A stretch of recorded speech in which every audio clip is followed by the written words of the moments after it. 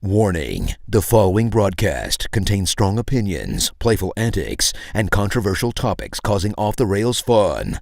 Chances for being offended are higher than average for sensitive people. Viewer discretion is not advised. Live a little and have some fun.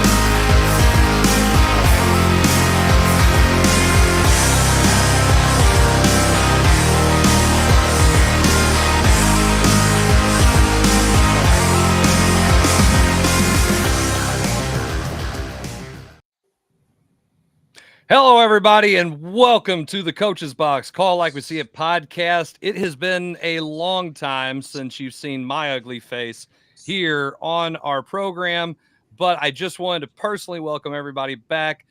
Well, us back. Thank you for welcoming us back if you're tuning in from vacation. It's been a little bit of time that we've been away, but it's good because we all had things we needed to do, recharge our own batteries, and then, of course, kind of do some, stuff with the show in the background, moving forward. A couple of changes we will be making is I'm not the only person on here right now. I'm just putting it all on me while everybody else kind of gets ready.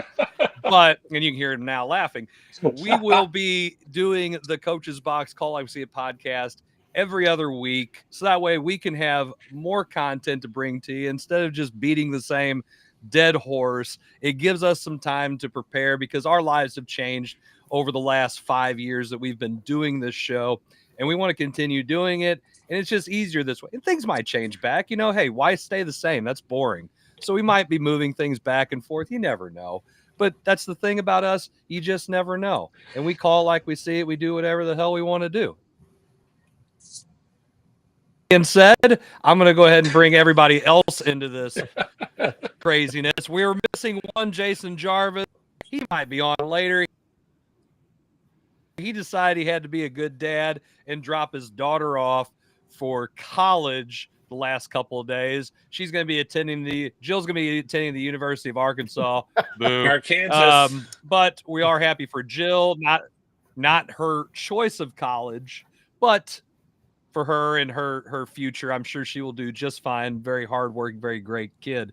I'm joined, as most of the time, by all of these guys here: Zach McVey, Jim Powers, and Coach Kevin Halley. Guys, how's it going? Good to see you guys. Doing well. Trying to enjoy our basically our last week of summer vacation before we start up another school year. Yeah, I don't even want to think about it, Zach. It's just, summer just goes way too quick, with me, because it's like basketball farm. Hey, back to school. We're alive.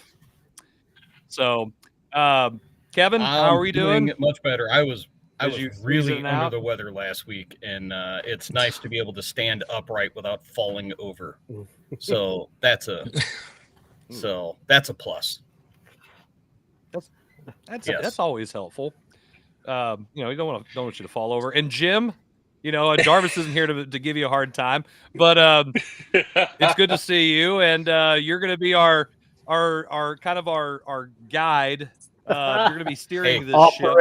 We're educators. It's called facilitating. Facilitate, yes. Delegate. Sure. I don't want to use. No, stop. We're not using fancy words. I got at least another 2 weeks or so, week and a half, whatever it is, before In basketball terms, I'm going to be the point guard of this whole thing, and I'm just going to pass the ball and keep us on track and all that kind of stuff. But no, everything's good. Just want to say thank you to the St. Louis court system for not picking me for jury duty on Monday. Get there. Wonder where that was going. Get there at 7:30, and I'm sitting up in the mezzanine, got my laptop up. They start calling the numbers, and they literally went, this number, all around my number, didn't call my number. And at 10:15, they're like, okay, everybody, you're done. Go home. We'll see you in 2 years. That's because they were like, is that Jim Powers? Well, he can't be on a jury. Everybody knows him. Everybody knows that guy. I was just going to go in and start saying guilty, guilty, guilty, and I was going to end it real quick. So, but no, everything. I told you how to handle it. But like that guy was at my family reunion. I know that guy. I had beers with that guy. I've seen that guy in South City every now and then. Backland Avenue. So there you go. It'd have been done.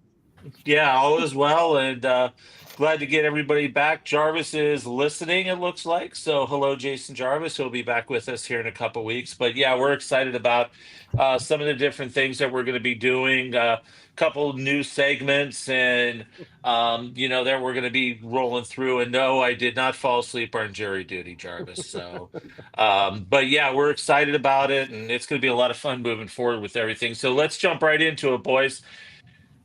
First topic, we're going to talk about the Cardinals. It's not us beating a dead horse, so to say. The trade deadline was last week.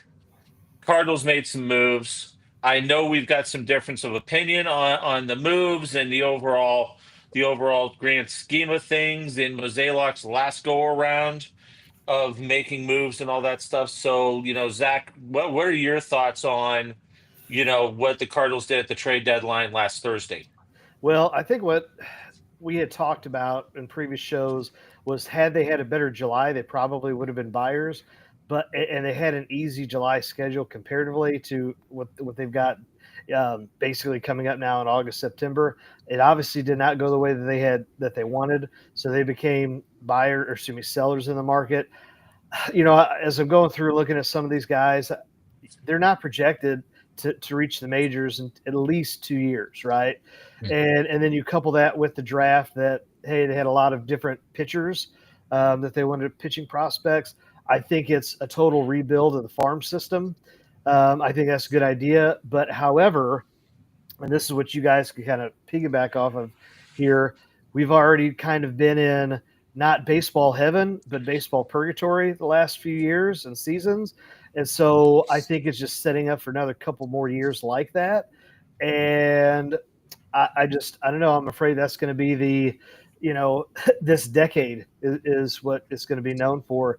Hopefully they bounce back. But I mean, in the latter part of the 20s. But I don't know. I see it's average at best going forward for the next couple seasons. Kevin, what are your thoughts? I thought this deadline had not John Mozeliak's fingerprints on it. I thought it had Chaim Bloom's fingerprints on it because of the kinds of players he got back. It mirrored a lot of the things he did with Boston. In fact, he even picked up the was it Blaze Jordan? Is that his name? Mm-hmm. The AAA third baseman from Boston, who he drafted a few years ago when he was in Boston. Mm-hmm. I kind of give the grade as a whole as a C+, B-, kind of like a sophomore who just does what's necessary to kind of get a grade.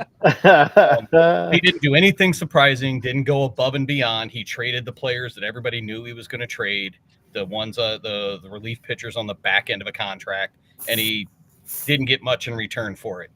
I didn't get anything surprising in return for it. I don't think he fleeced anybody. I don't think we got fleeced. I just think it was a ho-hum. I don't think they were sellers. I don't think they were buyers. I think they were just putting crap on Facebook Marketplace and got nothing in return. This thing had porch pickup written all over it. Oh, porch Chris, pickup. Chris, I'll let you follow up after that. I don't know if I could do that. Well, I mean, look, we all know. Look, Kevin, I gotta disagree because, as you can see in the graphic, I'm pretty sure Mozeliak had all of the doings of this. He might have been like, "Who's that guy you drafted in Boston?" I guess that's about all we can get for. I mean, it's the thing is you had a chance to move somebody like Newt Barr and maybe open up a log jam in the outfield. I know what people say. You don't want to give these guys away. You got to get something back in return. But you're not getting anything in return for them right now when they're hurt or when they're not producing. All you're doing is paying money that they aren't worth for a guy who isn't either playing because they're hurt or they're not contributing at a high enough level to be worth it. Lars Nootbaar is like the analytic. He's like a Bill James dream of, oh, well, this guy gets on base. He doesn't hit great for average, which I know batting average, but he's not produced the way that analytically he should, or he's been hurt because he can't stay healthy. So then he isn't worth as much. Well, you could have moved him and opened up your outfield to where you don't have to have Jordan Walker sit. Because as we saw when Nootbaar came off the IL, Walker sat. He needs to be playing. All these guys need to be playing. Gorman needs to be playing. Zach, you made a great point. Oof, that hurt. Why didn't we play Gorman? Why isn't he playing? He could have had 20 home runs. The Cardinals might finish this year without one player that hit 20 home runs. And I said that earlier in the year when we got 1 month in, I go, they might not have anybody. Go back and look. In our group, they might not have anybody hit 20 home runs. It's insane. We're not run producing. We're not doing it. So why not move some of these guys, the position players? Now, Helsley, you had to get something from him. That's what you needed. You got to get something. And here's the thing. Everybody knew we were kind of over the barrel on it because we wanted to get somebody, and these guys are expiring contracts. So when you're not trading guys that have the player control, you're not in control of the situation. And that's why Helsley should have got moved last year, and you could have got a haul. And any of these other guys that you could have got, Mayton, that was a good move. Should have got that taken care of. That was totally good. But that's the thing, man. I mean, I don't know if we got fleeced. We definitely didn't do any fleecing, but it was very underwhelming. I say all that to say we didn't trade all the guys we should have. We traded enough. We didn't get rid of Michaelis for, maybe some used catcher's gear like we should have. But we moved Fetty before the deadline. We moved all these other guys. We traded the guys we had to trade. We should have traded more. And I hate that because I think we left a lot on the table. Yeah. I agree with that. And Kevin said a C. I'll give it a C minus. If you're going to say, and once again, I'll agree with Zach because I agree with Zach a lot on some of this stuff. I know look at Zach just racking up week after week. He's getting his flowers this week. So just keep like a tally on this stuff, Zach, so you feel better about yourself. When Mandy scolded you, Mandy scolded you. Well, these guys have thought I was right 92% of the time. But sorry. No. I mean, I'm all for rebuilding the minor league, part of things. I mean, the minor leagues, honestly, for the Cardinals have sucked since Lunau left. I mean, in all seriousness, their scouting department has not done a good job in a lot of aspects of this farm system, and Florida sucks. And you added to it with a bunch of pitchers. Okay, you got the Jordan kid. Okay, great. Where does he fit into the grand scheme of things? That's what I'm trying to wrap my head around is where do these pieces fit into the long-term development of the Major League Ball Club? And honestly, I don't know if they do. And I wish they would have made a splash. At least show the fan base that you're trying, that you want to get better, and you want to show them that, we know this year is not going the way we want. At least do something. And they got rid of Fetty before the deadline, which we all knew was going to happen. And then what does Fetty do in his first outing? He gets rocked, in his first outing. I mean, I get some of the moves. I get the pitching. But honestly, right now in minor league ball, there's only one bat that could come in the next year and make a difference, and that's JJ. Who, And the why way ain't he JJ play at third base. What's that? And why ain't he He'll playing? probably play at third base. Yeah. Well, cost control. Why would you bring him up for a month and then he starts I put him on the 40 man. I would put him on the 40 man, and I would let him, unless Memphis makes the playoffs, let him go there. But then as soon as those playoffs are done, get him up here and let him see some major league pitching. Here's and I get what you're saying, Zach, about cost control, and Jim, I get what you're saying about letting him go there. Here's what I'm worried about. You've got apathy that has completely set in your entire fan base. You've got a bunch of people who are refusing to go to games. They do not want to see a crap product. Sorry. I just, because I'm telling you, it's how much it makes me mad. Yeah. You don't want to see it. You don't want to pay money to go see it. You need something that's going to energize your fan base. Who can do that? I don't know. The guy who's hit how many home runs in 22 games? He's raking. He's the guy that was your future. He was the best pick you've had in years. Is it too late? So I'm gonna go back and forth. I don't think it's a game under 500 or maybe 500. I don't know. I think you're at 500 now after the win today. But I don't think it's too little, too late. I really don't. But the thing is, here's the thing, and what everybody's got to realize: Jordan Walker is only going to be a platoon player for the rest of this year because he can't hit lefties. It's proven. He couldn't do it. And once again, the only reason he got brought up was because he was timed out down in the minor leagues. So they had to move him up. But they pretty much are all saying he's going to platoon because he can't hit lefties. And I'm sorry. I like Jordan Walker. I think Jordan Walker has all the tools to be an outstanding major league ball player. Has he proved it in 3 years here in this organization? I don't think so. And I think he's frustrated with it. We were going in the group text, and I kept saying I would trade Walker. I think Walker in any other organization will be more successful than what he would be here. Trade him, try to get somebody that in the short term is going to help this organization. Because like I said, the trades that they made, this isn't a short-term fix. This is a long-term 2-3 year rebuild. And Zach, you hit it right on the head. This may be a decade of this may very well be a decade of mediocrity for Cardinals baseball. And us as Cardinal fans, we don't buy into that. That is not in our DNA.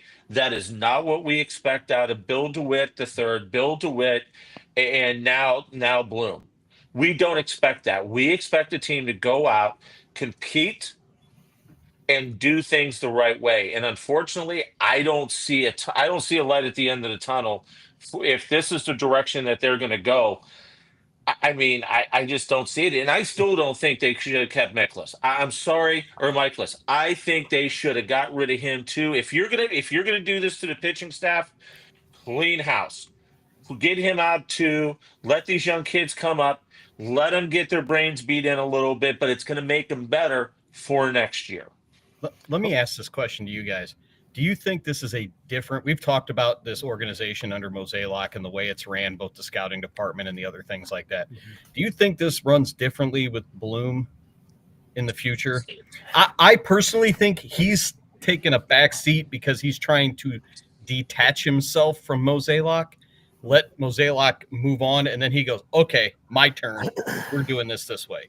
Am I off base here on that? I think so. To answer that question, it has to go up another rung. It has to go up, and Jim just said it has to go up to DeWitt. And that comes in the form of what are you willing to do in terms of spending? But this is where, Bloom, where he can come in and maybe it's not the players, like Chris has said for years, maybe it's the scouting. Maybe you got a clean house there. Maybe there's something philosophically in the game now that you can maybe find something that someone hasn't done yet, and you can make a mark that way. But I think and I heard this on the radio, is that they said, hey, Cardinals fans think that that they haven't spent. They've spent. I mean, Michaelis is going to get like, what is it, 123, 133 million dollars in 7-8 years. I mean, they're willing to pay. It's just they haven't picked up the right people, and then the guys haven't developed the way that they needed to, like a Walker, a Gorman, some of these other guys. So I don't know. Can I throw this out there though? And number one, I think it's definitely the front. I don't know. I would hope that it would change, but here's an organization that right now cannot stand their alum. When you aren't letting a Matt Holliday into even the clubhouse, you're not letting a Jim Edmonds into the clubhouse. You're not inviting them to spring training, to have. That's a problem, guys. That is a major problem, and the fans are seeing that. And once again, I don't know if that'll change. I hope. I know they're playing the analytic game. I mean, I felt like honestly during the trade deadline, I was watching a 2025 version of Moneyball with how they were trying to piece this thing together because of money and this that. And I'm tired of the poor mouth crying. You're making money hand over fist across the street at Ballpark Village. You're making money hand over fist at those lofts and all that. I don't want to hear that. Okay, you're charging $10 a beer. You're charging $12 a hot dog. I mean, I don't want to hear the money thing. Okay, put a product on the field that at least shows the fans that you care and you want to win. Because right now, honestly, I don't know if that's what they want to do. And I hope it changes under Bloom. But if they continue doing analytics, we're going to have the same conversation next year, and it'll be the 2026 version of Moneyball. The thing that, again, and I can't I have to go back and kind of answer Zach about the too little too late part. If I bring up JJ, I'll be honest with you. This year, I don't really care if we make the playoffs. If we do, that's like a added bonus. I need to put people back in the seats. Okay? This is an organization that has to be the most tone deaf maybe of all time. This little section of time as a Cardinals fan base, we have ownership that is telling us it's our fault because we're not showing up to games. They're telling us that because of that, we can't spend money. We're slashing payroll, but we still have a president of baseball operations. And this is one of those things like when you tell teachers, we're going to freeze salaries, but we're hiring another administrator. Mm-hmm. Well, they hired Chaim Bloom, and I'm pretty sure he's not working for free. So you've got two guys in the same spot. Only one of them's driving, the other one's there. Do you have that? They're raising the season ticket prices by 15% next year. When you have people who are not showing up because of the product that you have on the field, you come out right now and say, in the middle of this, that you're, again, what about last year? Well, nobody's showing up because the product's bad. And the owner says, well, attendance is tied to payroll. The payroll's tied to attendance. What? Yeah. So this year it's like, well, we're raising season tickets. Are you really going to draw that line in the sand again? And to say like Cardinals fans are going to be like, okay, we'll show up now. You can't. You have to. There has to be another reason why. I think we're back in that. I think they're trying to do the thing where the Royals made all the money for years, even though they sucked, but they had just enough to where they spent enough to where they could make the profit, and they've got the other stuff. And with Ballpark Village, there's nothing around Kauffman that even remotely is close to that. So they're making money hand over fist, as Jim alluded to. You need something that's going to put people back in the stands. You need the excitement. You need the young player. You needed a splash at the deadline of something. I wouldn't have minded if you could have packaged a few guys and a Walker and somebody that you like, well, that's a like a Tink Hens or somebody, and say, okay, well, we're going to go ahead and put those guys in to this package, and we want this young player or this prospect, one of the top prospects in baseball. because we need something that's going to put the fans in the seats. Right now, you've got a bunch of guys who play second, short, and third. They're all young, and you have nowhere to put them. Yeah. And you have a logjam of outfielders that are really kind of unproven. You don't know if Burleson's a first baseman or an outfielder. I mean, you don't know about Gorman. You've got 7 catchers that all need to play. The guys, I'm telling you right now, if they don't fix something, I don't have faith in Chaim Bloom yet, because if you're Chaim Bloom and I've got a 5-year contract, I'm throwing a conniption fit in the background. Like, this is my show. I'm the captain. Do it my way. Now or when? Right. I would have done it already. Well, I will say this. If you look at the Cardinals team picture, they look like a men's league team. You've either got a bunch of guys that are slightly overweight or mostly overweight. And then you have guys like Thomas Sajasi, who looks like some dad who's about ready to drop his kid off at JV baseball practice. First thing, Kevin, it looks like the MasterCard commercial from Major League that they shot.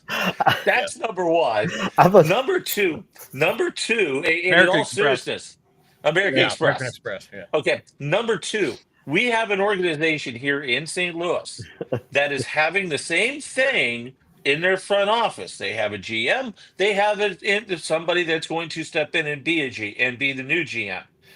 I think the Blues have done it a little bit better than the Cardinals have, the way that they're running things and making moves and all that kind of stuff.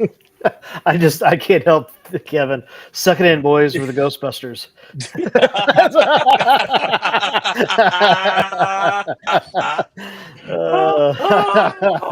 It's just a shame. I mean, I think they made the moves they had to make, but they could have made more. I say a solid C minus grade, and I hate seeing Helsley pitch for someone else when I feel like we could have got more for him last year.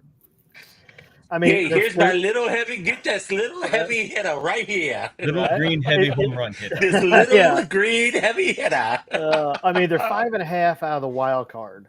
I don't. Too far now. Especially with the schedule that they have. At times, they do just enough, like going to LA and winning 2 out of 3. Well, you don't give up total hope, but you're like, come on, just pull the damn plug. but LA, but Kevin, LA is 10 and 17.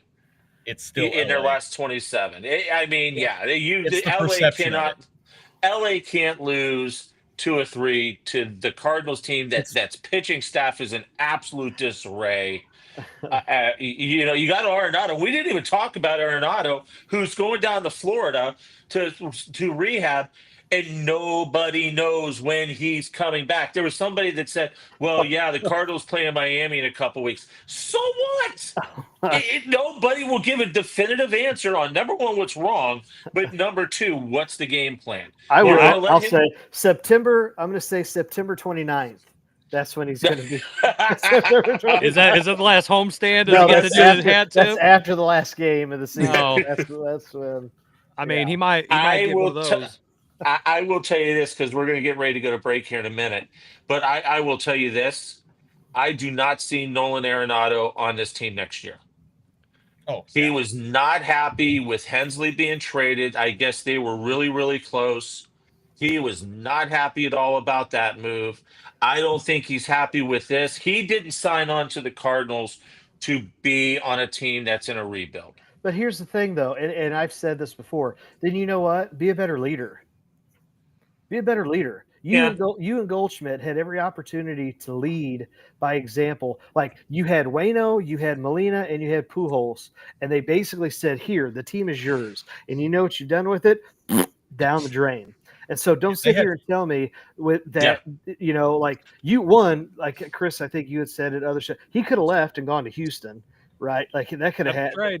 They could, if he's mad, that's his fault. Shabazz should have left when he had a chance. But it's like, what are you doing as a leader? What are you doing on a daily basis? What did Goldschmidt do? Right. How about be better? And so, Without a doubt. All right, so great conversation. Our first segment about the Cardinals. We're going to take a break. When we come back, we're going to talk about the NFL Hall of Fame that took place last weekend, which I thought there was some great things there. And also, Zach wants to talk a little bit about the hold-ins, not holdouts, the hold-ins that are taking place in the NFL. So we'll talk about that.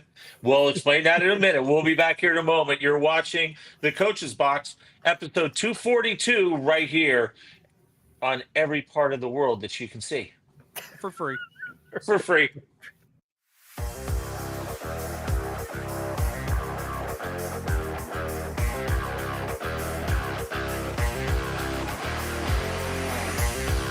I'm an overpowered leaf blower, and I'm not exactly street legal.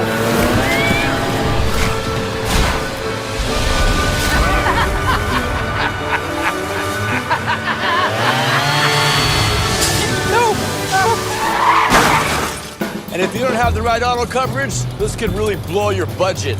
So get Allstate, save money, and be protected from mayhem. Yeah, like me. Mayhem is everywhere. Are you in good hands? It's Between Takes with Daikin and Dave Mars. Good. All right, next setup. Hey, Dave, we got another question about energy savings. And this is a good one. Yeah, efficiency is so important. Didn't you just talk with Daikin about this? They said energy efficiency is the key to a happy marriage. She gets the temperature, I get the savings. Good to know. I'll tell them to check with their local Daikin dealer. All right, back to one.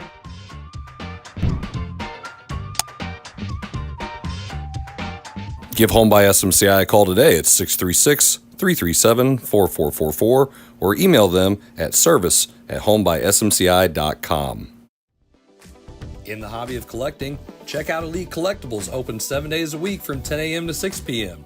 They carry a wide variety of sports cards, trading cards, magic cards, Pokemon cards, and other non-sports cards. Need some supplies? They also have sleeves, top loaders, boxes, and much, much more. They have online auctions every Tuesday at 6 p.m. and also do bulk grading submissions to SGC and CGC. Check out Elite Collectibles at 1258 Main Street in Imperial, Missouri. You can also view their entire inventory at www.elitecollecting.com. You need new entertainment. You need full-length content. You need the Real Fresh channel. Hey, I'm Health Fresh from the Real Fresh channel. Subscribe today on YouTube. We have new content. We are a network of podcasters putting out new stuff every single day. Whether you need sports, pro or college, whether you need comedies, whether you need pop culture, whether you need wrestling, we've got so much content on there. Gaming, check it out. Live, not live, we've got it all. The Real Fresh channel. Subscribe today.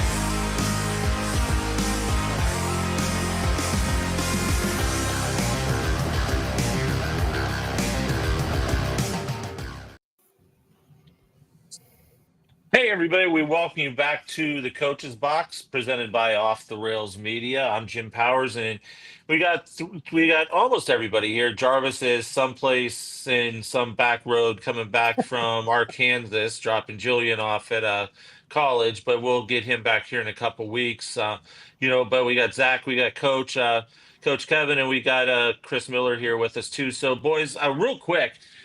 Yes, there is a rule, Kevin, in Little League Baseball that you cannot steal sides from second base and not get ejected. That's just un-American. That is just un-American right there. It's not that you can't also relay pitch or location to a batter from second base. That's just dumb. Against the rules. Dumb. You also can't lead off, so that runner at second base. Showed the picture. They showed the video of the kid wiping his hand down his leg it's a fastball. here's one, and here's a hand going there. So, and by the way, the Little League World Series is great. Some great plays and some great kids. But Jim, I will say this. Jim. What? If we're teaching kids that they can't learn how to, intercept signs in the game of baseball, all we're doing is teaching kids communism. Exactly. Right now from an early age. It's capitalism. Yep. I know more about the game than you. I should Exactly. be able to benefit from it. Yep. I should win. Yep. Winning. Everybody else is losing. Just win. It's not about you're going to cheat. If you're going to cheat, you do a better job of relaying them. Don't just say hand in the direction. No. It is about it because there's a rule against it. There's a rule against it. Like thing. what?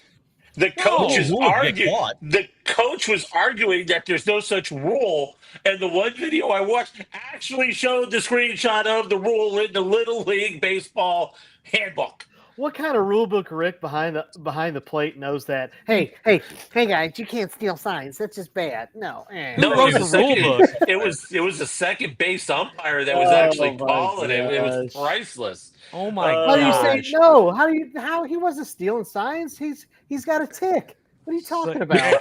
Abner Doubleday came up with baseball, but apparently Karl Marx has left his mark on the Little League World Series. What a bunch of BS. I had to bring that up because Kevin brought it up a little bit ago, and I actually went and watched the video of it that's up on Twitter, and I'm just like, I at least got to make one quick mention of this. So, all right, let's talk about the NFL. The first thing, that the Hall of Fame was this past weekend in Canton, Ohio. I thought it was terrific. The one guy that really stood out to me was Jared Allen. I thought his speech was absolutely terrific. And he's just one of those down to earth guys that honestly you could sit at the corner of the bar, have a beer with, and just chat and talk for hours, and just you don't say a word, you let him talk, and it's going to be terrific conversation. So, but I'm going to ask your guys' opinion, but I initially thought that the Hall of Fame was terrific this week. They all could talk, but one of the main things I remember about him, besides being really good, was that he was on Jackass and he lit up Johnny Knoxville, and he's like, "Are you sure you want to do this?" And he's like, "No." All right, but we got to. I mean, that was a good segment there. But yeah, the one thing I did that this one missed that a lot of the other recent Hall of Fames, there was no over-the-top personality that got in. Right. Sterling Sharp is kind of the closest thing, but he's not really an over-the-top personality. So I think that missed a little bit with the that would be the brother that lost $100 million. Yeah. So he was definitely over the top, underneath, all over the place. He was in any position you want to talk about. That's where he was, and lost a lot of money. Continue. I always enjoy that whole weekend, seeing that side of those people that you now to the age it's the people that I grew up watching. So, and like even into when I really was kind of watching football a little bit more heavily, but I like the speeches. I missed the big personality. I missed those types of things. And maybe Peyton Manning spoiled us all with what he did on his. So and I'll say this. You never know. You may be. I mean, we'll get into that here in a second. But the one thing the only thing that I thought was really awkward was when Sterling Sharp brings Shannon Sharp up. Yes, Shannon's a Hall of Famer. Shannon just got fired from ESPN 2 days before. They're on ESPN. They're showing the enshrinement ceremony on ESPN, and here comes Shannon. It was just a little awkward in my vocabulary there. I mean, but Sterling's speech was great. Eric Allen's speech was great. And being from Northeast Ohio and seeing a lot of that stuff and everything, and seeing how the Hall of Fame has grown, it's really cool to go back and watch those. And I wish the game would have been better. I hate that they're playing the Hall of Fame game in July when teams have only had a week maybe of practices. I wish they would adjust that a little bit for the game piece of it, that is. But I think everything else, the lead up and the speeches, I think was terrific. I mean, Chris, do you have any thoughts? I didn't get to catch a lot of the speeches. I was too busy, doing my indentured servitude, to, Miller's Farms. Dad. So I didn't get to catch a lot of the stuff. Yeah, sure. Never mind. I had too many jokes, not time. It's definitely not limited. So the thing is I didn't get to hear the speeches. I do think that, as you kind of alluded to, Kevin, these are guys that I got to see when I first really got into football. I didn't get to see those guys when they came in the Hall of Fame. I didn't watch them play. Now we're in the era of I watched all these guys play. Man, that guy was good. I remember watching him, and everybody this year, it was one of the smallest classes, I believe. It might have been the smallest class because there was only 4. Well, four is the minimum. 4 is the minimum. So you can't have the minimum. Yeah. And I think they were deserving guys. Antonio Gates was a phenomenal player. Jared Allen was one of the most dominating players that I ever watched. He could change a game. Sterling Sharp would be the one that everybody'd say, well, is he? He was at the top of his game when he got hurt and ended his career. And what could he have done had he not got hurt? What could the Packers have been had he not got hurt? And especially when they made their run, those 2 years going to the Super Bowl. So you gotta think these guys all top-notch players, top-notch people. I feel like we still have guys left on the table that should have got in. If this was the smallest class, I'm kind of wondering why. I know we're going to talk about it, but the fact that Torrey Holt isn't in the Hall of Fame, hang on, I'm going to say the second one, Jim. That's bull. Yeah, no, and you know what? Because there's no reason why. You're right. He shouldn't be in the Hall of Fame. You're right. You're going to have to start thinking that as the game of football has changed, the quarterbacks who are putting up the big numbers and the receivers who put up big numbers are going to have to start being looked at like they should be. But Torrey Holt was not in that group yet of, well, everybody's throwing the ball, 150 times a game. He was putting up numbers when they were still running the football and with Marshall Faulk and throwing the football to Marshall Faulk, and still had a Hall of Fame wide receiver on the other side. And he was still putting up numbers, yards after the catches, whatever. I just don't understand what the holdup is with him. I don't. I cannot tell you. And this is going to lead me to the next part of this. So they announced the possible first year guys for 26, and the 22 person committee will meet at the Super Bowl, and they will vote. And once again, with the NFL, you have to have 75% of those 22 vote for you to be in. I think Drew Brees is a lock. And I'm going to say this. Larry Fitzgerald should be a lock on the caveat that Torrey Holt gets in as well. Because if you put Larry Fitzgerald in and Torrey Holt's not in, there's a major, major problem with the way this thing is voted on. I don't think Frank Sharp gets in and Larry Fitzgerald before Torrey Holt. Yes. Well, here's the thing. Larry Fitzgerald, how many Super Bowls? He only went to one. I know. It's 0 wins. Holt's got a Super Bowl. I get it. I get it. That's what I'm saying. I think Drew Brees is a lock. I think Drew's going to get in. If I know a lot of people like Larry Fitzgerald, for what he's done, not only on the field, but in the community and all that stuff. And unfortunately, a lot of that stuff plays into this. But if you're going to put Fitz in, you absolutely got to put Torrey Holt in. I don't think Frank Gore's got a chance. I don't think Des Bryant's got a chance. I don't think any of those other dudes do.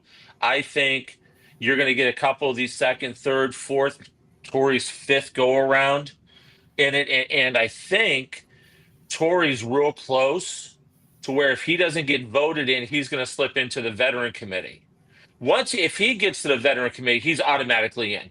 That veteran committee will put him in, but he should be in Shouldn't even way be a before thing. that.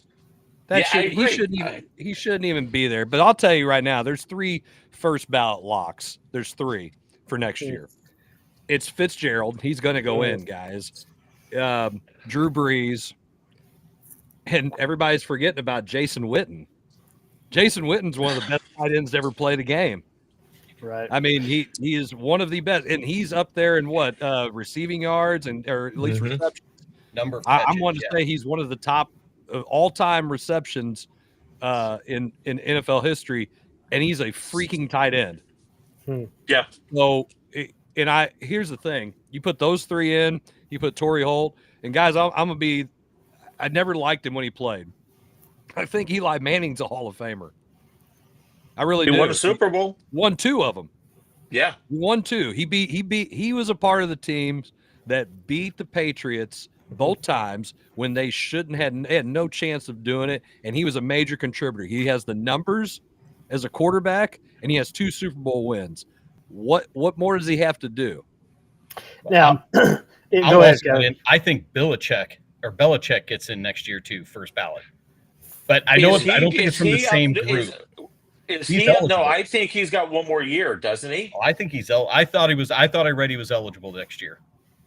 Because it's 5 years, right, after you retire. I only think this is his 4th year out. I could be wrong. I thought I had read that. So is Eli eligible? Yes. Eli was eligible this year. He was a finalist. Okay. Yeah. Okay. If you had the 2 then between Brees and Eli, who's going in? They both should be in. But if you had if you had only one of them, who you picking? I picked the guy who's won 2 Super Bowls. I mean, I mean, 20-year career. I'm torn on that one. Second really in passing yards, second in touchdowns, won a Super Bowl. Like I was before doing research, I was like, no, Drew Brees is not. He is as great of a dude as he is, and how his career went. I thought, no, he just doesn't. He's not the Peyton. He's not the Tom Brady. Like those are the first ballot dudes. And I thought, no, he second go around. But then you're like, wait a second, he is number 2, and he has won a Super Bowl, but he had a 20-year career. So then that goes into the kind of LeBron MJ conversation of longevity. So are you giving him that because of his longevity versus Chris is saying Eli and winning? I mean, I'm going to say I would pick Eli because Eli won 2 Super Bowls in the pressure cooker of New York as a quarterback, without any sort of character dings on him in that type of thing. I'm not saying Drew Brees had it, but it was very different. Name one of Eli Manning's receivers. Cruz. That's what Cruz. Okay, you got one. And what's he done lately? Terrell, wasn't Terrell the one that caught Plaxico it? Burress, oh my gosh, Plaxico Burress, David Tyree. Tyree hasn't done anything. That got him a contract. Oh, I know. I'm just saying. So I mean, no, you're 100% correct, Chris. We had to dig deep for names that. Victor Cruz and Plaxico Burress and the one dude who caught the ball off his helmet. That's it. And I didn't like him, but they won. So that's why he has to be in. By the way, statistically wise, Larry Fitzgerald is second all time in receptions to the Jerry Rice. And number 4 on the list is Jason Witten, who is only being beat by Rice, Fitzgerald, and a guy named Tony Gonzalez. Now, Witten's is in, and so is Fitzgerald. Didn't they both have long careers as well? Sure. Didn't Witten retire, come out, or talk to? I can't remember. He retired and then went back. That's what I'm saying. But here's gonna be the thing about Witten. I agree he should get in. There's gonna be one thing that's gonna be over his head like a dark cloud, and that's a guy named Jerry Jones and the way he runs that organization, because the guys in the media do not like Jerry Jones, and unfortunately that's the voters. It's the media that votes for this, and I don't know if Witten will get enough votes to get him to that 75% threshold. I hope he does. I agree with Chris. I think he should be in. But you got to look at the tumultuous relationship that Jerry Jones has with the media. And you're seeing it right now with the Micah Parsons stuff. You're seeing it front and center. We're going to get into that here next. But you're seeing it front and center. And unfortunately, these voters will hold that type of stuff against a player because they can't stand the owner. Well, there are also a lot of media that are saying Frank Gore is an absolute lock next year. Well, he's got 16,000 yards. He's third in NFL history in rushing yards. Yeah, third. I'm just saying, but there's a lot of media that are saying he is. Oh yeah, I mean, we saw 4 this year. I think we see the max at 7 next year. And he's got a Super Bowl, so he's already in Zach's case. Yeah, but I think you see the. You see the max. I think you may see the max of 7 because you can have between 4 and 7. And I think we'll see 7 go in, and that means that enshrinement will be 1,000 hours long next year on Saturday. So, but does Zach wanted to talk about, and Chris, we talk about holdouts. I want to do one thing on the Hall of Fame before we do that. Jump ship. Oh, okay, go ahead, man. Why? Okay, explain it to me like I'm dumb. Why can't you simply say? Again, a Tom Brady, a Peyton Manning. Okay, you signed your paperwork. You are officially done. And you're in. There should not be, in my opinion, there should not be a waiting period. If you are the greatest, if you are the elite, if you are a no doubt first ballot Hall of Fame dude, why not open it up immediately? Now, when you sign the papers that say you are retired, you cannot come back. All right. And I just think obviously Brady's going to get in after his 5 year. Why do we have to wait? To me, that makes no sense. Go ahead. I got a point, but I'll let Chris make it. Well, I'm just going to say there's only been one person who it was alive when they got put in the Hall of Fame that didn't wait. Only one. Do you guys know who that person is? In any sport. One person. Who didn't have to do any of the mandatory waiting period. It wasn't posthumously. It was they're alive. They're in the Hall of Fame when they retired. All of the major sports. It's probably some hockey. It's probably some hockey thing. You're wrong, Kevin. Zach's close. Was it It was Wayne Gretzky. Oh, Gretzky. Yeah. Gretzky, when he retired, they put him in the Hall of Fame. Yeah. They did not wait. It is, you're the great one. You're going in the Hall of Fame. And that's how it was. We retired your number throughout the league, and you're in the Hall of Fame. Thank you very much. Mm-hmm. Well, I'm not saying I agree keeping with hockey and making money. But the reason probably, Zach, is to allow there to be some space for that career to kind of just settle in the hubbub of, hey, that person just retired, just had this great career. Just are they really? But it's like letting emotions settle before that. But it's Brady. He's got more rings than organizations. Like I don't. It's like, hey, as soon as you hang up your helmet and you take your shower and you put your suit on, we've got the bust already ready to go. Just whatever stadium you're at, you're just going to walk right on in and get your jacket.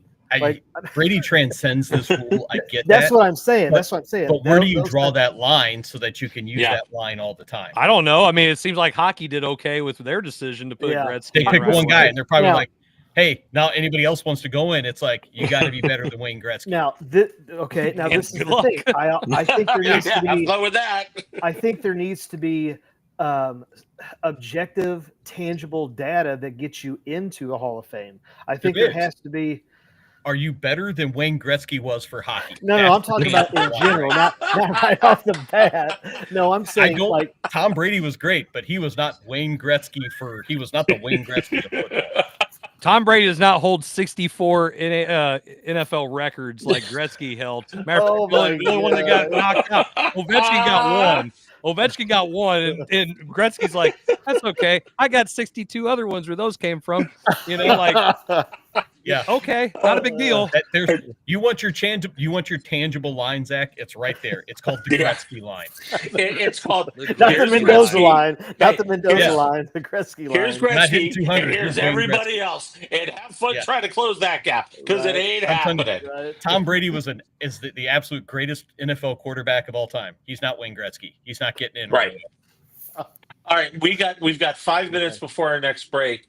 Okay. So anyway, holdout is for you just don't show up. You're just not going to go to training and all that stuff. A hold in is I'm going to show up so I don't get fined, but I'm just going to sit on the sideline. I'm going to stretch. I'm going to I may play catch but that's it. I'm not participating in any skeletons. I'm not participating in any run drills. I'm not doing anything in defensive 7-on-7s. I'm not doing anything. That's what Micah Parsons doing right now. There was somebody else that was doing it. I mean, it's ridiculous. Cincinnati? Yeah. But he signed though. He ended up signing. But he showed up for the first 2 days, so he wouldn't get fined. You see, that's the workaround right now. Is if you're holding out, you don't show up, you're going to get fined $25,000 a day or whatever the heck it is. But if you show up and you're on the property and you're on the field, even if you're on the sidelines doing nothing but twiddling your thumbs and drinking out of a water bottle, oh my gosh, turn it down. Turn it down, Jason. Turn it down, Jarvis. Always turn it up. $1 short. Oh my gosh. Jason, I'm sorry, Zach. I should have skipped moving my daughter into Arkansas. No, talking about your delay. But Zach, you wanted to mention that real quick, and I don't agree with it. I think it's BS. If you're going to show up, do your work, and go and go get paid. It's not BS in Parsons. We just talked about that. Jerry Jones is a blabbering idiot. No, I think it is. I think it is on Parsons because you know what he's got? He's getting $18 million guaranteed on this year. Million on this fifth-year rookie deal. You signed a piece of paper. It's football, Zach. It's way different. No, they all do that. Yes. No, you signed a contract that says they all do it, Zach. But you know what? Here's what I'm frustrated about is because all of us, we don't have that leverage. If he wants to, go ahead and take your criminology degree from Penn State and go be a police officer, corrections officer, and make that tens of thousands rather than the millions of dollars that you're getting just this year. You have your generational money. Bet on yourself, honor your contract, and then go sign somewhere else next year. I've got you on paper. And he blows his knee out tomorrow. And he's still got generational wealth. I know. Hold but on. You're Kyron Williams showed up to Rams camp, did everything he was asked for the last 5 days. Mm-hmm. They signed him to a 3-year. Gosh, I don't even know what the number is. I think 134. Yeah, 134 million, something like that. But he participated in everything while he was still negotiating. Parsons is a totally different thing because once again, it's him and Jerry Jones in a spitting match right now. Well, first off, Jerry Jones doesn't re-sign his guys when the market is suitable to do so. He waits until it's time. It's like, we could have signed him and not spent $12 million a year. We're going to do that.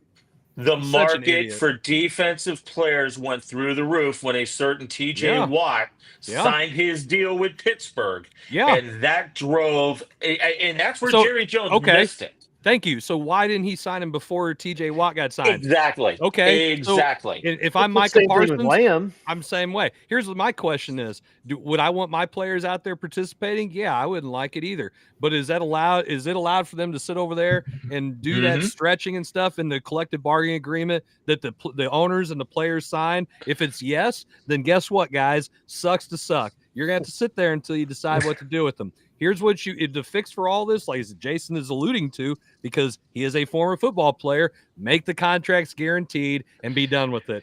End of story. You don't have to worry about those guys doing that. They can't hold out now for more money because you got a guaranteed contract, bro. You've got to play. You better go over there and do that. That's what You his signed it. fifth year You're is. getting He's got paid. 18 mil guaranteed. He's talking about that, but it's the extension. It's the long-term deal. Okay, deal with it when this contract's up. We don't. Zach, it's that's allowed. not It's how it allowed for them works. to do. But Zach, the thing is, unfortunately, it's allowed. There you go. It's allowed. They can do it as long as they like are having in cell the phones building. in class. I can have it. Not in Missouri anymore. Not just Missouri saying. anymore. Well, there you go. All right. Maybe it's Zach's We class. we gotta take a break. When we come back, we're gonna roll out one of our new segments. It's gonna be the top 5, and we're gonna go to college football, and we're gonna talk about who are individual top 5 preseason college football teams are this year after all the media days and all the craziness that took on with all the talking heads and all that. So we're going to get into that. I know Jarvis can't wait. So we're going to get into that here in a second. You're watching the Coach's Box. Call it like we see it. Episode 242. You're watching us on Facebook, YouTube, Twitter, whatever. But we'll be back here in a moment, everybody. For free. Back.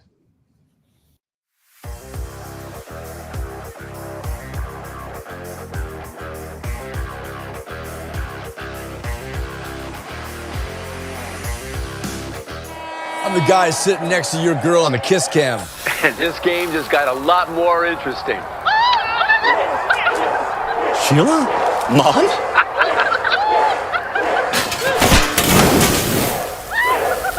Fire! And if you don't have the right home coverage, you might have to kiss your savings goodbye. Let's go, beat it.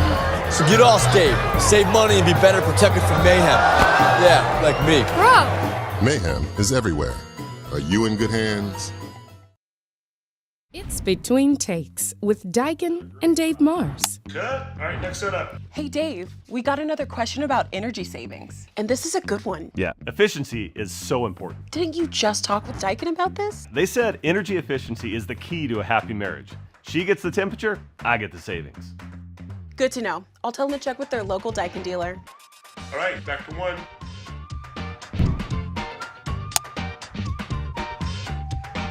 Give Home by SMCI a call today at 636-337-4444 or email them at service@homebysmci.com.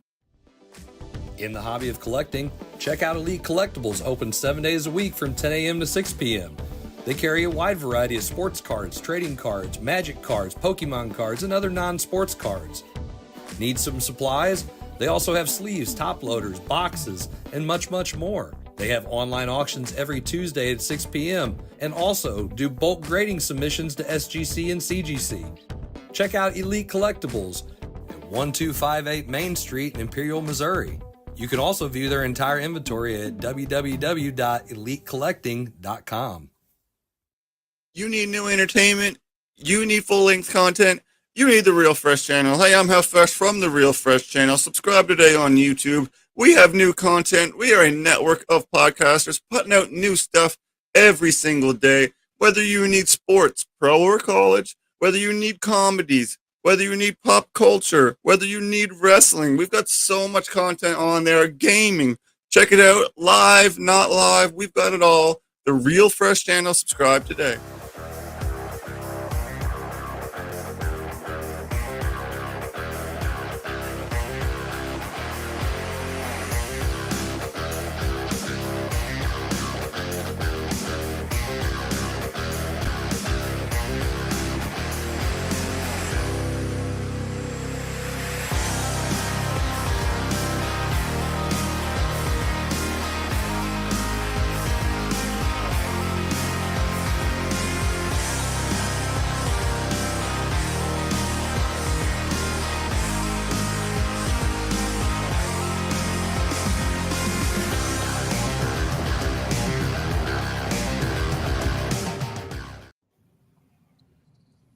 Hello, everybody, and welcome back to segment number 3 of episode 242 of the Coach's Box. Call it like we see it podcast, and the boys are here, and Jason has joined us. Jason, how was the trip home from Arkansas and getting Jillian moved in for her freshman year of college?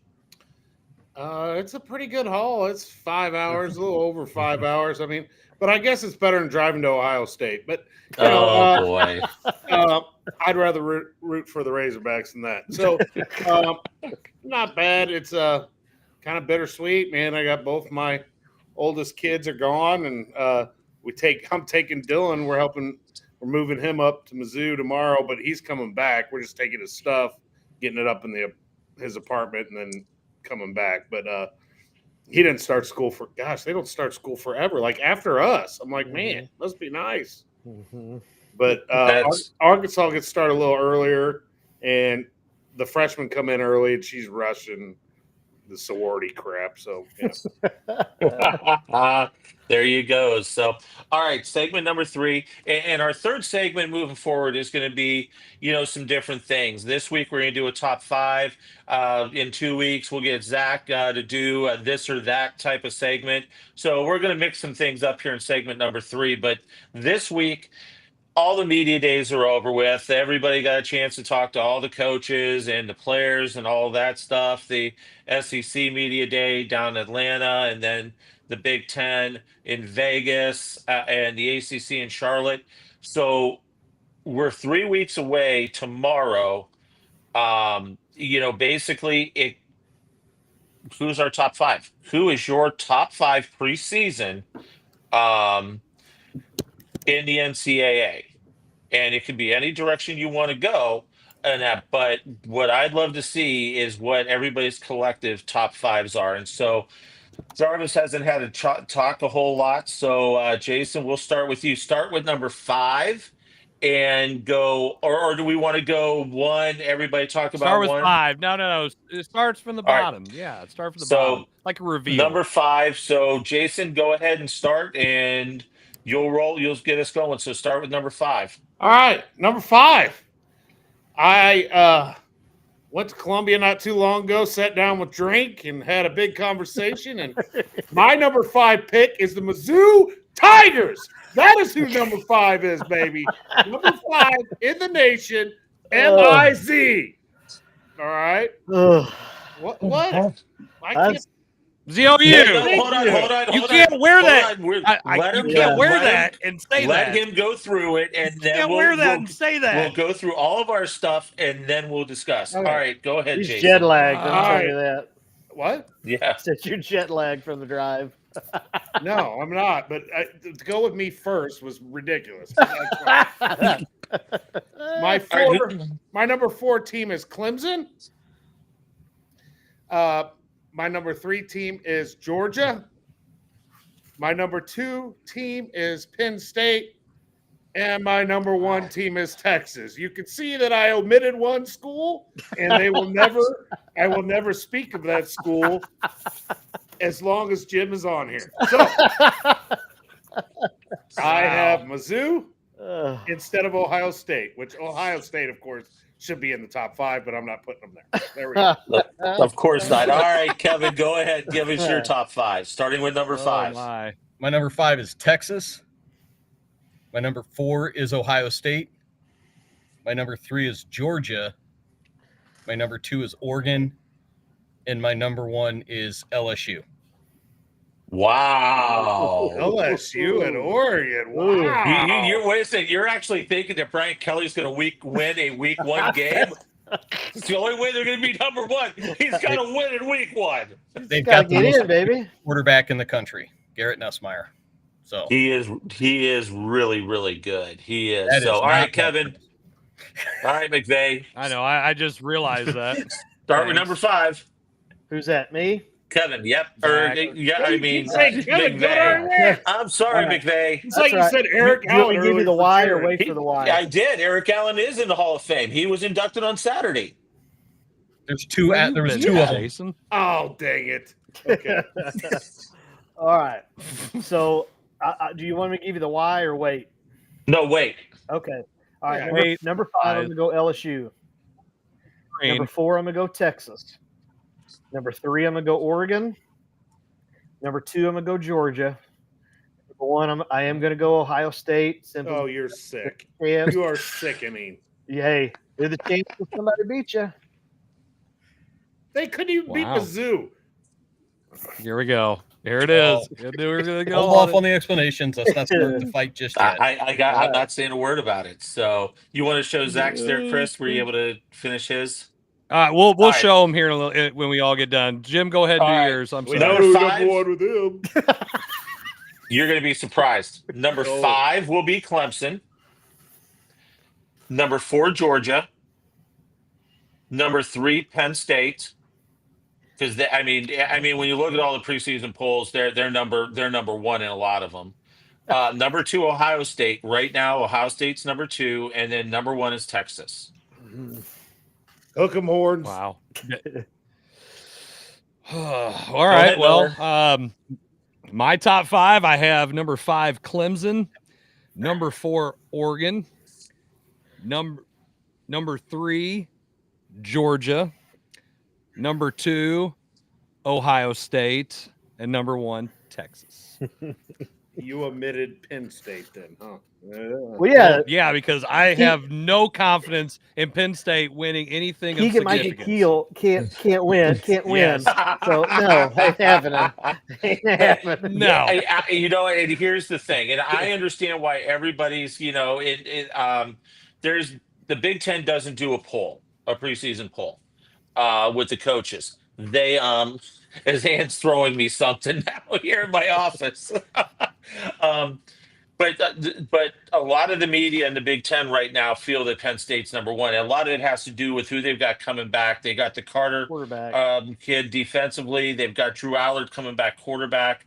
And their biggest game, they got 2 games. The Ohio State game at the Horseshoe, and then they play Oregon, I think. So those 2 games for Penn State are going to be, the telltale thing. But I mean, honestly, whoever wins the Texas-Ohio State game, I think is going to run the table, and I think is going to end up being the number 1 seed going into the playoffs. I mean, if Arch Manning comes out and does what a lot of people think he's going to do against Ohio State, and once again, and I'll continue to say this, why that game's in the 11 o'clock window on week 1 to the season and not your 7 o'clock game and primetime TV is absolutely ludicrous. And what do the Mannings want? What do the Mannings want? So it doesn't matter what the Mannings want. It's freaking Fox. That's like, we got to build up the big noon kickoff and all that stuff. Halftime show's ludicrous.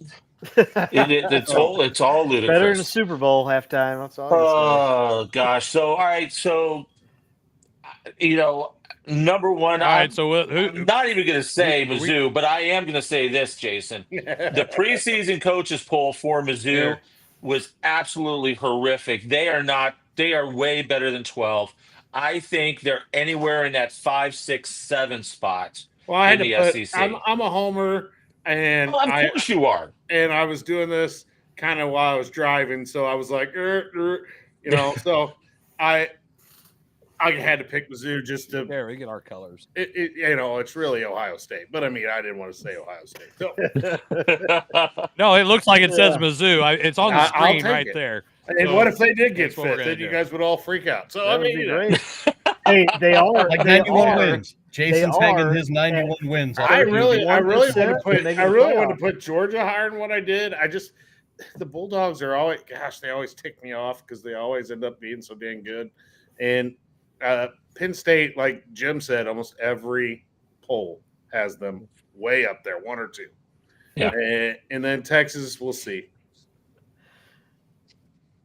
All right, who's next? Who are we going to dissect? Because I don't think Mizzou's going to be this high right now. Now listen, and I said this, and Mizzou has a 31% chance of making the playoff. They're number 3. They're number 3 overall because of their schedule. Because of their schedule. Now I still think, and again, maybe this is for another day.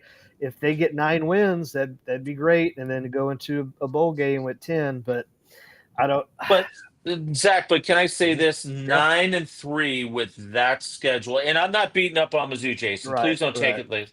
I'm not beating up on them. Mm-hmm. But 9-3 with that schedule. You actually wrote as soon as it came out. the first thing you wrote about was Mizzou. So you can say what you want, Jim. Go ahead. No, that was your first comment when the SEC days came out. That 12 was ridiculous. No, that 12 was ridiculous. Go ahead. They should not be 12th. They should be 5th, 6th, 7th in that poll. But what I'm saying is 9-3 for Mizzou is a great year going to a bowl game. 9-3 with that schedule is not going to get them into the college football playoff. Yeah, agree. No. It's just all right. So Kevin, I agree, but if they have one or two of those games that you guys are picking as losses actually go their way, you're conversation. Right. Different conversation, absolutely. And it's the same thing. Then they need to win it. Yeah. Then they need to win it and shut everybody up. Mine is actually just like that. Flipped, I believe. You've got Ohio State on there twice. Do I? No Oregon. Yeah. But which one did you put? Texas I 5. messed up. I was trying to. Okay, let me get off the screen. Sorry. Let's do somebody else's. Yeah, sure. Zach, let's All pick right. yours apart. All right. Well, I put LSU because Kelly has to win. Seeing different things, and I don't know if you see the Netflix, the Any Given Saturday that just came out. I'm watching it as soon as we're done. I'm going to go in and watch it tonight. It's good. There's pressure. There's pressure on him. Kevin, you just said they got the quarterback coming back, arguably the best quarterback in the land. He's got to win, right? I mean, he's got to win. He's desperate. Texas. We live in the show me state. As much as I want Manning to play well, you got to show me first, right? And not against some scrub-a-dub Sun Belt team, right? Oregon, you got Dan Lanning. I think he's one of the top coaches in the area. Kirby Smart, I think he. What area? Yeah, in college nation. football He meant in the nation. nation. I was like, area. Come on. I was thinking the same thing. But Sorry. In college football, I think Kirby Smart's the best the best coach in college football now that Saban's retired, and so I think he's going to right that ship. And then, like I said, Ohio State, you're the champs until somebody beats you. And they just, they had a picture of all of just 1 year of all of the receivers, and they all had their NFL jerseys transposed, and it's wide receiver U, and they got another couple dudes. You got JJ, who's probably the best offensive player in the country, and I'll talk about him in a second. Here's what I'm going to say. And Zach, LSU, you're right; they've got to win. Texas at 4 is good. Oregon, I think, is too high, and here's the reason: they lost too many dudes from last year, and they lost Dylan Gabriel at quarterback, so they really don't have a quarterback going into camp. Now, I'm going to be really curious to see what the kid from Althoff, how many reps he's getting right now, because, Ford can step in and do some terrific things for them at the running back position. But I just think there's too many unknowns for Oregon. I think Georgia, same thing. You got quarterback, you got to figure that piece of it out. And I'll talk about Ohio State in a minute. I mean, look, LSU they ain't gonna do it. Sorry. No, Brian Kelly can't win week 1. So there it is. Brian Kelly's. You don't have to win week 1. You just got to get into playoffs and get. Brian Kelly's Dan Reeves. When's the last time he's won a week 1 game, Zach? It's been a while. Brian Kelly is Dan Reeves. Okay, he ain't gonna freaking win. He's almost like Jeff Fisher. Only, come on. He ain't that bad. He's not great. He's not great. 9-7. 9-7. I'm telling you, that's why Torrey Holt's having a problem getting in. He's a St. Louis Ram, guys. Yeah, that's I know. That's part of his issue. I'm telling you. So they hate St. Louis, but go ahead. Yeah. Sorry. So, Kevin, I think I have it fixed. Correct me if I messed up anything here. We good? You put it on there.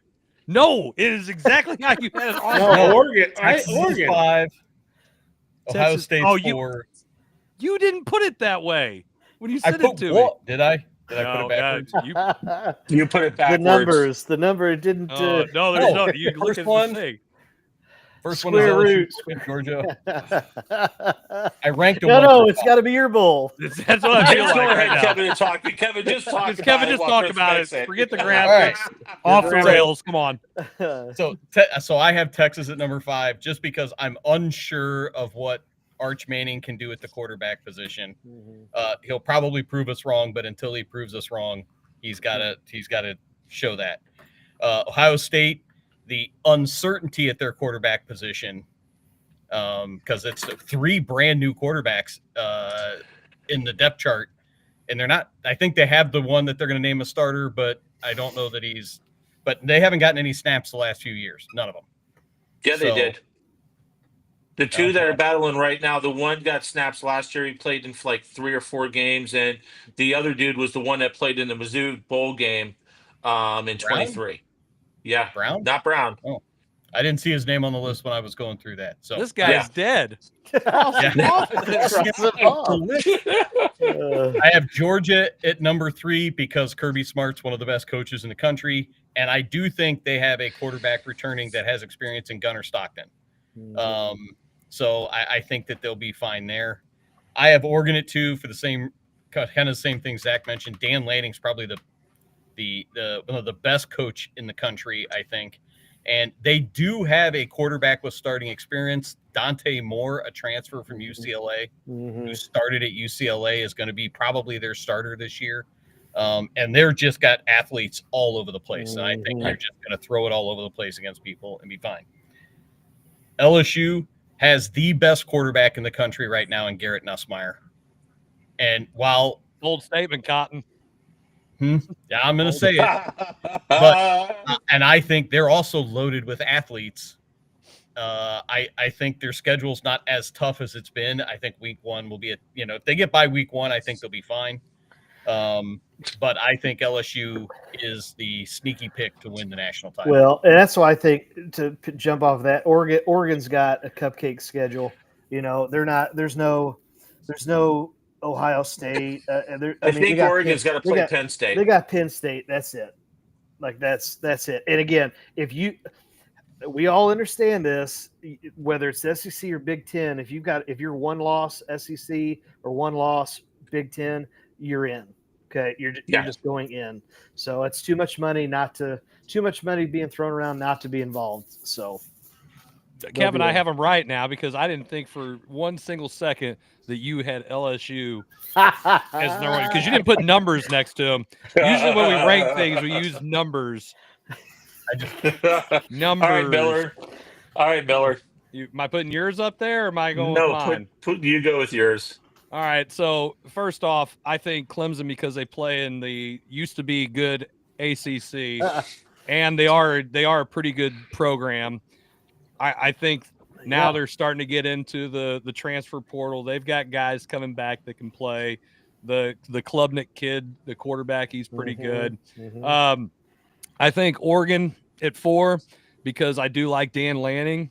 He has shown that he can beat big programs at Oregon, like in the past they couldn't do. Now they're a part of the Big Ten wannabe SEC, and I think they do have a lot of athletes out there. Hell, anybody can throw the ball better than Dylan Gabriel. You see what he's doing at Browns camp? He's hitting the ground more with his passes but you know he's the number 3 quarterback on their depth chart. Well, I know he is ahead of Sanders right now. And so, what do we say? Water wet. Yeah, exactly. I mean, come on. So, Georgia, I just think that it's kind of like this. Georgia or Ohio State could be 2 or 3 in my opinion because they're both kind of very similar with their issues. I think they need to solidify their quarterback situations, but talent all across the board. I think Ohio State has the advantage because of their offensive weapons that around. Again, Georgia, I mean, Kirby Smart, I think he can outcoach Ryan Day any day of the week. So I think I'm just saying I think he's a better coach. Yeah. And then Texas is just loaded. So I mean, I get it. They haven't proven anything, but I can say that's the thing. As much as Sark's got to win, man, and I get they had a great year last year, all that good stuff. But I know, but I think Manning is probably Manning is probably an upgrade over yours. So I think he's got to prove it. But I do think that I think they've got all the weapons in place. They've had a taste of success, and Like you say with LSU, the pressure's on. So if you can't, if Sark can't win with this team, he might be out. I mean, let's be real. It's Texas has gone too long without having a winner, and it's the first time they've been preseason number one. Yeah. So there's mine. Pick it apart if you like. I don't really care. No, you're pretty much, in lockstep with me, except you've got Oregon in, I've got Penn State in. So, I mean, if you want to show mine, Clemson, I think Dabo's finally figuring it out. He's finally dipping his toe into the transfer portal a little bit because he didn't have a choice. He had to.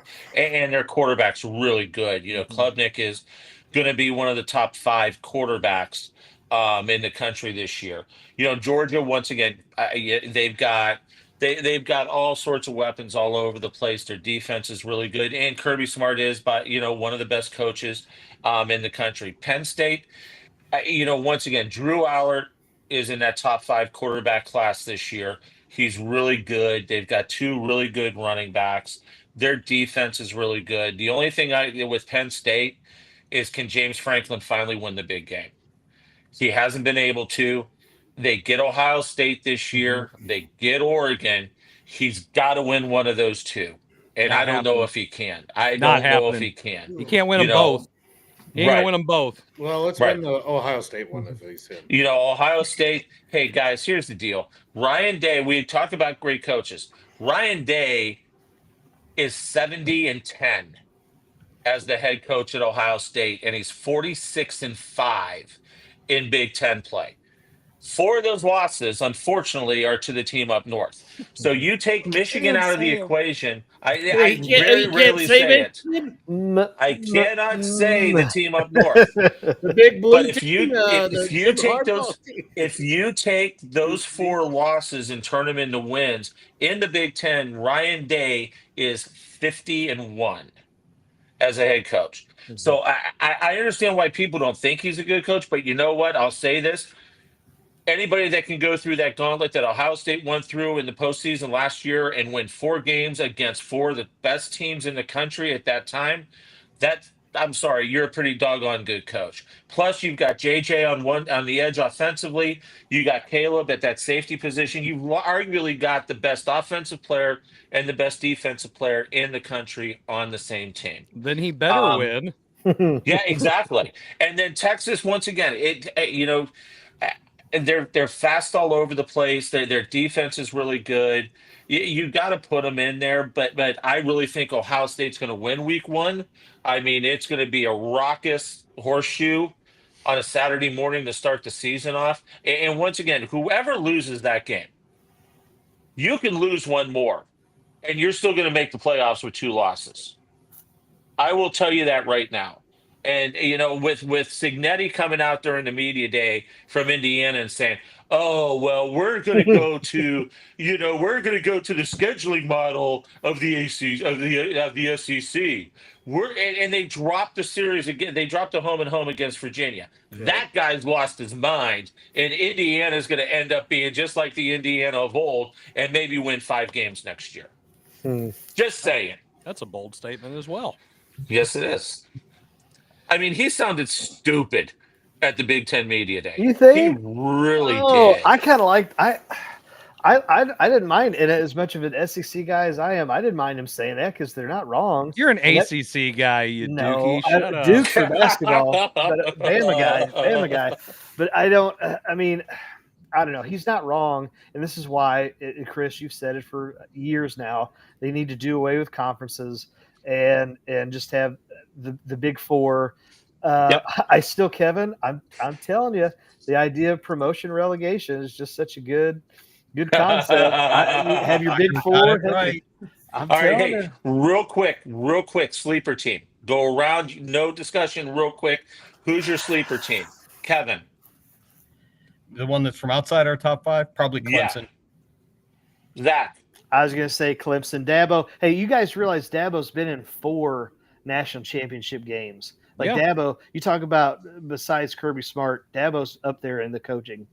So Clemson. Absolutely. Jarvis. Notre Dame. Wow, you picked mine, Notre Dame, because they're independent and they'll have an easier path. Sorry. And yeah, you two picked mine too. I was going to say Notre Dame as well. And Notre Dame's schedule is not that bad. And I mean, they could legitimately go 11-1 with their I think schedule. they're going to have. You mean not that good then? Find Or? a way to lose a game, have a bad loss on their schedule. I mean, like, okay, Northern Illinois, that from last year. Northern Illinois. Maybe. Army. Yeah. But yeah, Notre Dame's on my outside looking in. So, all right, Chris. Well, what a great conversation tonight and all that. Chris, you want to take us out of here and we'll wrap things up? Yeah, I appreciate everybody tuning in tonight. New format of the show. We'll be back in 2 weeks. By then, I think that'll be about everybody's first day of school, just about. So we'll be all back to. I'll be in for a week. Well, that's good for you, Kevin. You and the private school kids. But I remember those days. We appreciate everybody tuning in for another episode of the Coach's Box Call Like We See It podcast. We will see you guys all in a couple weeks. Until then, good night. God bless and take care.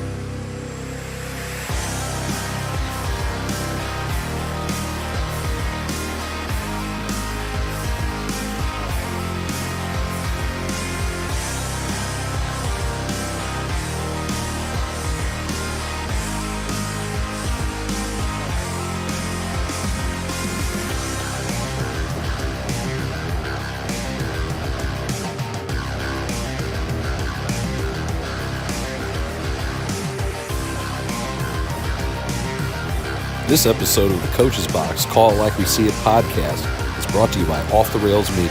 Life's more fun when